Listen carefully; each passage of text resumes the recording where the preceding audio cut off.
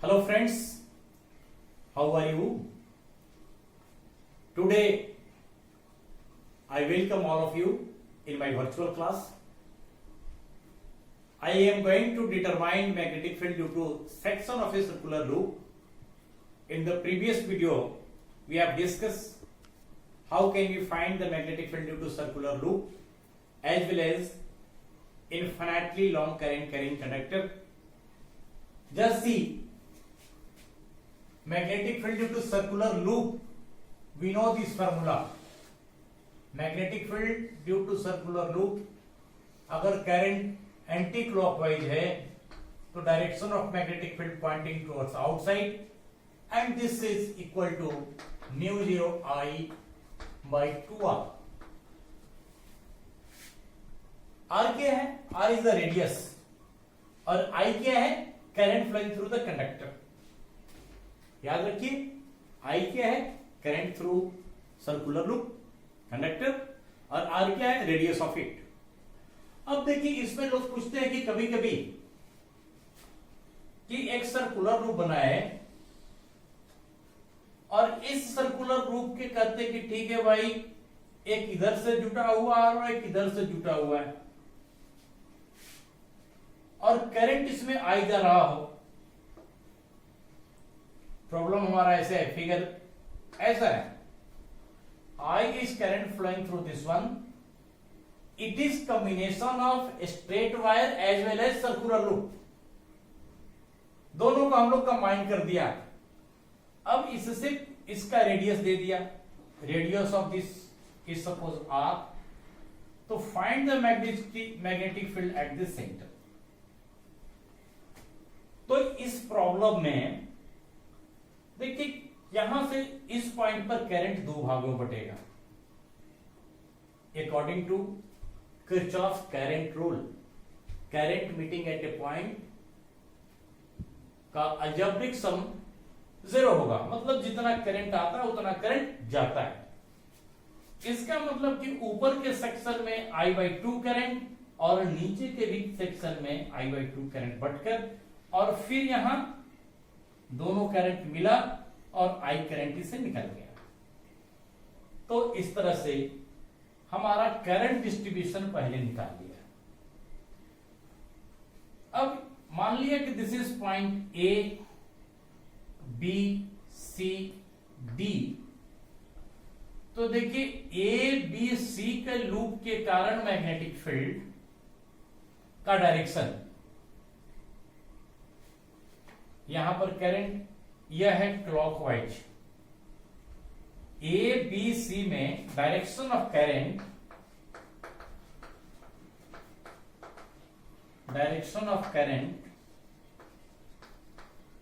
In section A B C is clockwise.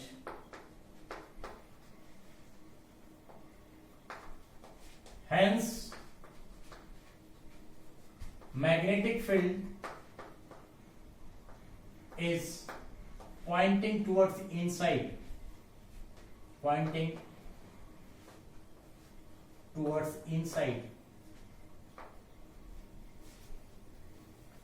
देखिए, कहीं कहीं बच्चे याद करने के लिए एक शॉर्ट ट्रिक भी याद करते हैं. जैसे देखो, अगर करंट्स क्लॉकवाइज है तो यहां पर एस पोल की तरह होता है. आगे चेक क्लासेस में बताएंगे. और अगर एंटी क्लॉकवाइज होता है तो यह एन की तरह होता है. मतलब एन मतलब बाहर निकलना, एस मतलब अंदर जाना. At the same time, direction of current in section ADC, similarly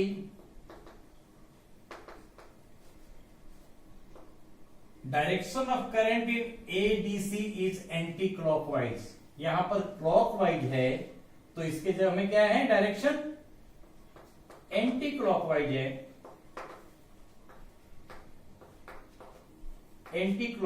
है.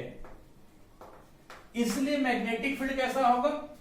पॉइंटिंग टुवर्ड्स आउटसाइड, अर्थात ऊपर के सेक्शन के कारण मैग्नेटिक फील्ड और नीचे के सेक्शन के कारण मैग्नेटिक फील्ड का डायरेक्शन दोनों अपोजिट है। अब दोनों अपोजिट है तो क्या करेंगे, घटाएंगे। और देखिए बहुत इंटरेस्टिंग चीजें हैं इस सेक्शन। अब यहां पर हमारा 4 पार्ट में चर्चा कर रहे हैं। इस पार्ट के कारण इस सेंटर पॉइंट इसी डायरेक्शन में है, इसलिए इस स्ट्रेट कंडक्टर के कारण मैग्नेटिक फील्ड यहां पर 0 होगा। उसी तरह इस स्ट्रेट कंडक्टर के कारण भी यहां पर मैग्नेटिक फील्ड 0 होगा, क्योंकि central point lies on the axis of straight conductor. अगर कोई पॉइंट स्ट्रेट कंडक्टर के डायरेक्शन में हो तो वहां पर मैग्नेटिक फील्ड 0 होता है, इसलिए इसके कारण और इसके कारण मैग्नेटिक फील्ड 0 होगा।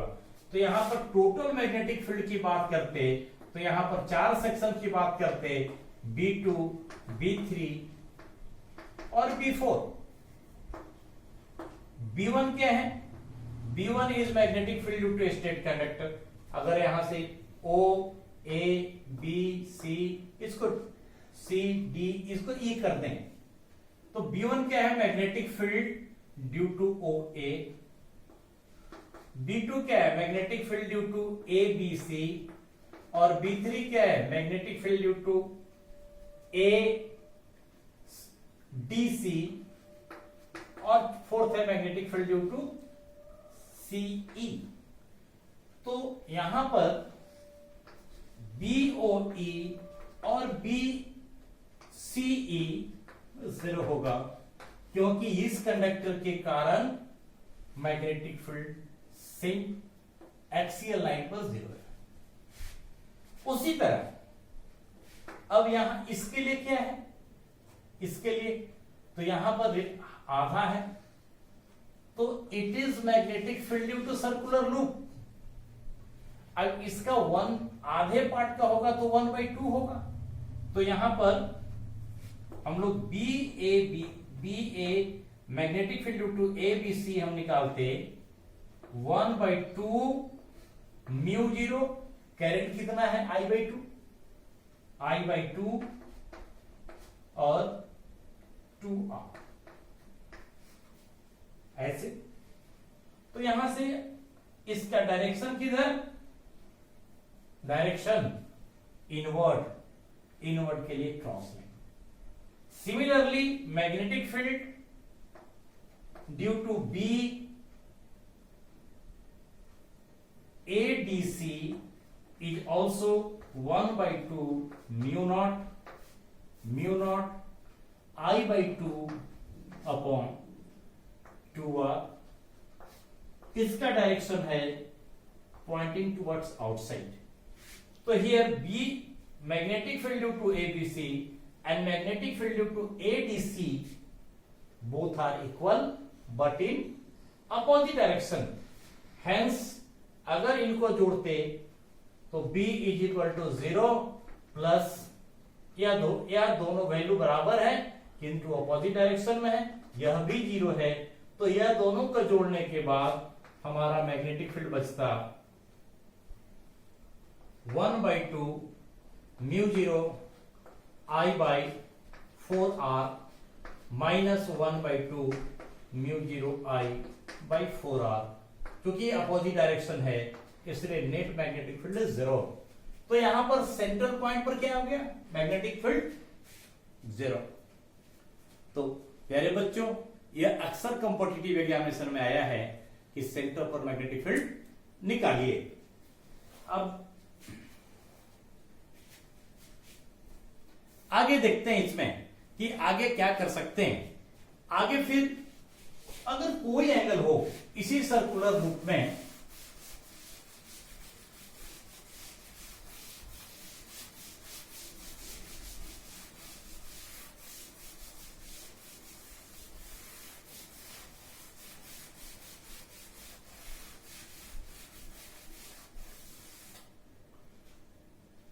अगर मान लिया जाए कि यह सर्कुलर लूप है और यहां पर यह पॉइंट ऐसे है और फिर दूसरा यह इस तरह करंट इधर से जा रहा है, इधर से आ रहा है और फिर इधर से आ रहा है। यहां पर करंट आई भी दो भागों में बटेगा, लेकिन क्या इसमें बराबर करंट बटेगा? नहीं, यहां पर करंट बराबर नहीं होगा।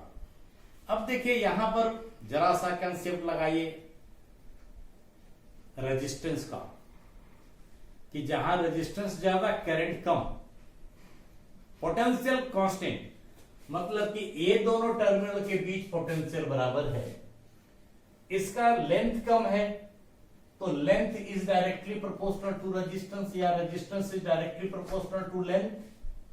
तो इस सेक्शन का रेजिस्टेंस कम है, वहीं पर इस सेक्शन का रेजिस्टेंस ज्यादा है।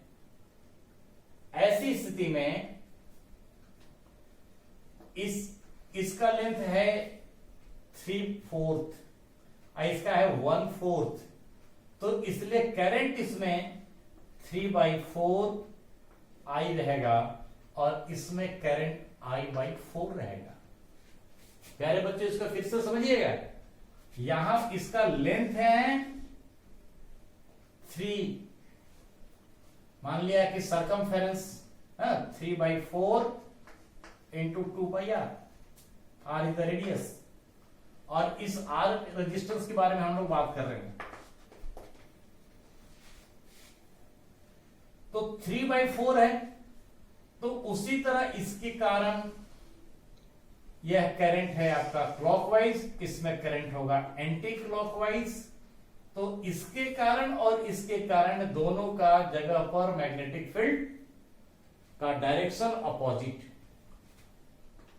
इस स्टेट कंडक्टर के कारण यहां पर मैग्नेटिक फील्ड 0 और अगेन इस स्टेट कंडक्टर के कारण मैग्नेटिक फील्ड 0, क्योंकि यह दोनों पॉइंट इसके एक्सिस पर लोकेट कर रहा है।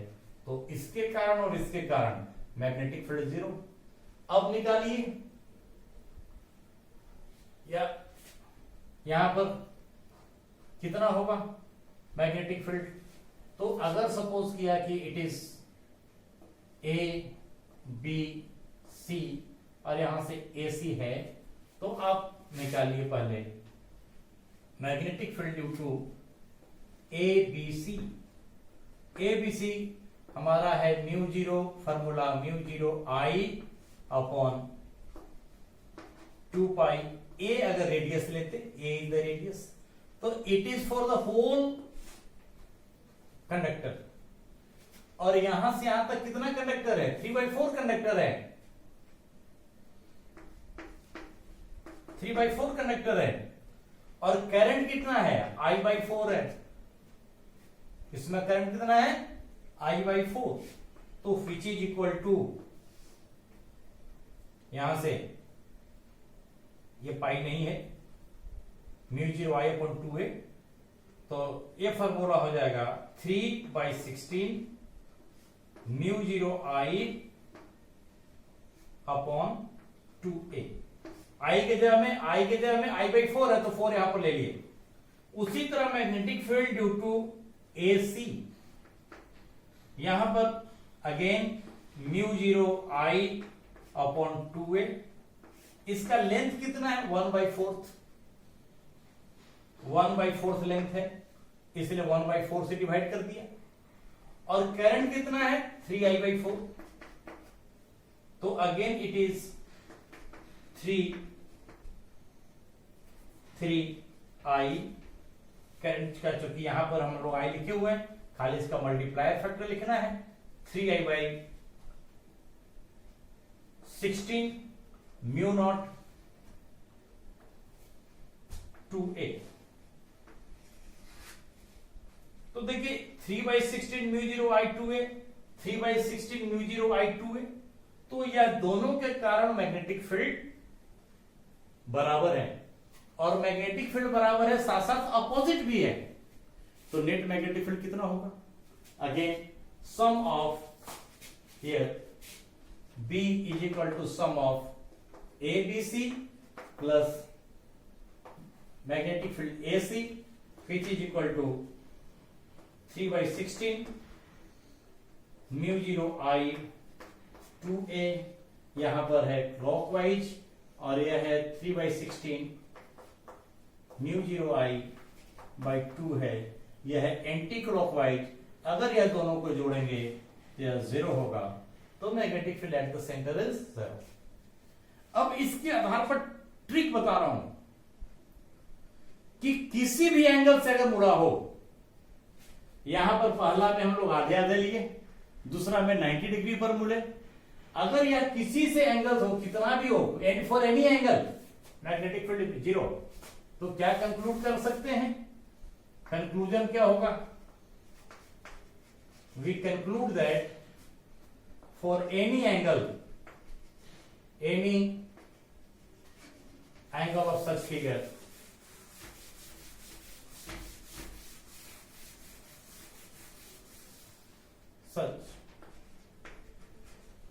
figure, magnetic field at the center